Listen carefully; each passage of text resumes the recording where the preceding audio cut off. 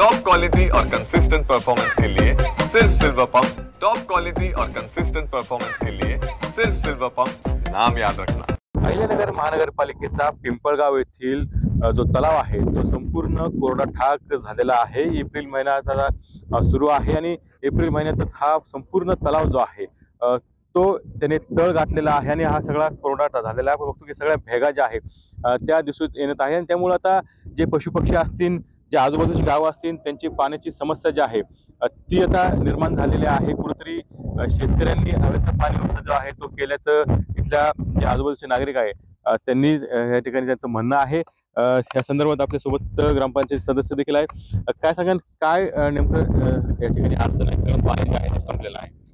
या पाणी संपण्यामागचं मोठं कारण म्हणजे शेतकऱ्यांचा ज्यावेळेस तलावात मृत साठा शिल्लक होता त्याच्यानंतर अवैध पाणी उपसा व सगळ्यात मोठी महत्त्वाची गोष्ट लक्ष देण्यासारखी गोष्ट अशी आहे का अधिकाऱ्यांचं दुर्लक्ष। वेळोवेळी त्यांना गावकऱ्यांनी सूचना केल्या, त्यांनी तरी देखील त्या सूचनेकडे लक्ष नाही दिले।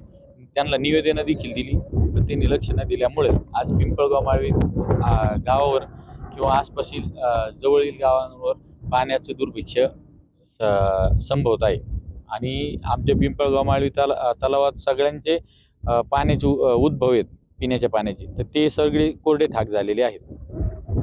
तर निश्चितच आपण बघू शकतो की या पाणी संपूर्ण कोरडं झाल्यानंतर आता आजूबाजूचे शेतकरी असतील किंवा पशुपक्षी असतील यांच्या पाण्याची समस्या जी आहे ती आता मोठी जाणू लागलेली आहे। तेव्हा आता यावरती प्रशासन काय मार्ग काढतोय पाहणं अत्यंत महत्त्वाचं असणार आहे। कॅमेरा क्रमांक 9 टीव्ही 9 मराठी, अहिल्यानगर।